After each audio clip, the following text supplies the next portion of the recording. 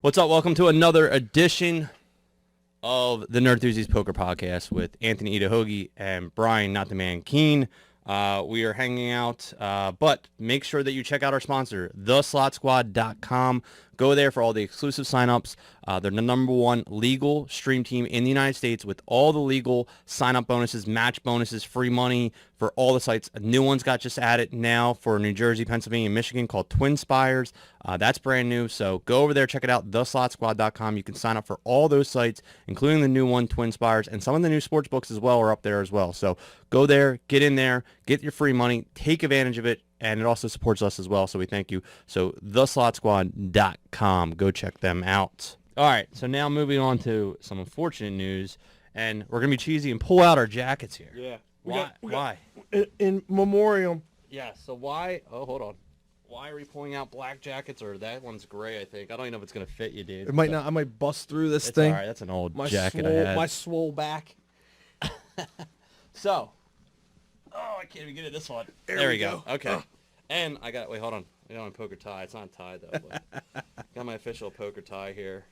Unfortunately, it was announced, and I pull it up here because this is the first place I saw it at, but it could have been reported Can we earlier. get the death march going? Yeah. Dude,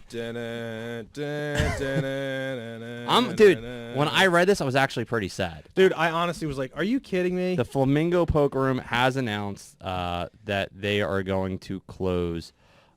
They've been open, it says, since 2012, it looks like. This was reported by Las Vegas, or VegasAdvantage.com was the first place I saw it on Twitter. And so before the series, what had happened was they had been a dealer shortage. So they were pulling dealers from other casinos to have them at the World Series. The Flamingo was one of them.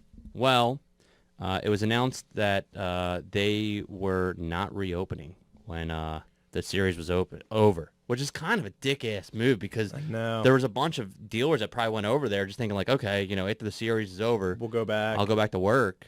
And like, dude, it's what, 3 weeks to, I mean, I don't know what time you're going to hear this, but it's like 3 weeks to Christmas and you're laying off these dealers. Like, that's such a dick-ass. I know. So I hope to God, and I don't know any dealers from the Flamingo personally, but I hope to God they gave him some kind of decent severance package. But then again, it is Caesar, so I'm assuming They're probably going to give him an offer like, you want to go deal at Caesars? Go ahead. You want to go deal at Bally's? By all means. I mean, something at least. Hopefully they kept their job and they just moved them somewhere because this is right here. It says 3 days before it was set to reopen, Flamingo told its poker staff that the closure would be permanent.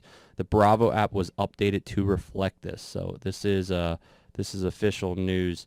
There used to be 11 tables at the Poker Flamingo room. This was one of my favorite and Brian's favorite cash rooms. Absolutely. There were such soft games there, especially during the series. I mean, there's so many years I had made back a lot of my money just by playing in these cash games.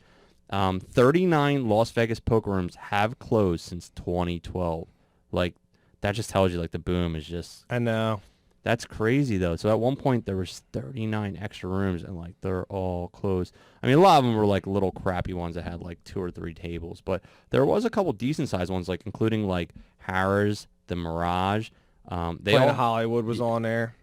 And the big one, Binion's, which obviously is just the notable name.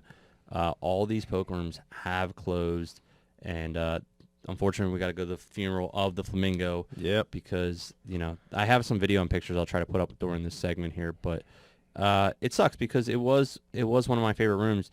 And the other thing, too, is, and I really don't understand this push because you're making a push this year to go back to the Strip, right? Mm-hmm. You're pushing to get poker players to the Strip, okay? So wouldn't you want all your poker rooms on the Strip to be you live? Would think. Right? You would think, you want that because that's just promoting you're filtering all your people there to go to the World Series. Like, come in, we got poker games here, we're advertising here, go to WSP.com, go to our thing.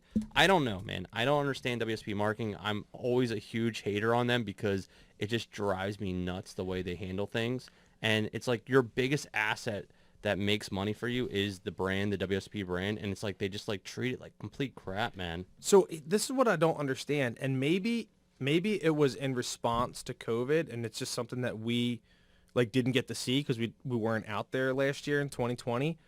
But like, I could absolutely get behind closing a poker room if it's a dead room. You know, if you got like 2 or 3 tables, you're struggling to get a game going, a lot of breaking, a lot of dead dealers just kind of hanging out, early outs, whatever. But every time I've been at the Flamingo playing, There's cash games running. that cash game, that room is, I don't want to say it's packed, but it has a pretty steady flow of tables going. They got a tournament going that does fairly well nightly or daily, you know, 30, 40, 50 runners every day. Yeah. And I mean, again, it was a good, solid, I would think, profitable room for the Flamingo. Even and if Four Seasons. even if it was break even, you had all these people in your casino every day. I know. And the thing about it wasn't a huge section. Like, I get it. Like, sometimes they built these huge poker rooms, and now they got to kind of, like, you know, restrict it and bring it back down so they can make space for other things. It was in like a small little corner, like tucked in a corner. Like, what are you gonna put in there? 20 slot machines? Seriously, like, I know. What are you putting in there that, you know? I don't know. Maybe it'll be temporary. Like, maybe it'll be just like something they're going to do some renovations and reopen it. But I mean, I'll be perfectly honest. We go to the Flamingo for 2 things. We go for the pool and we go for the poker room. And now I don't even know if we would even want, I'm not saying we wouldn't want to go back, but I'm saying, like, I may be more inclined to go elsewhere just because the hassle this year of having to go to other rooms and other casinos to play poker was, I don't want to say it was annoying, but to some extent it was. It was like, because sometimes you're just like, you know what are you going to do for a couple hours? I'm just going to go downstairs and play cash. Exactly. You know, I don't have to take an Uber.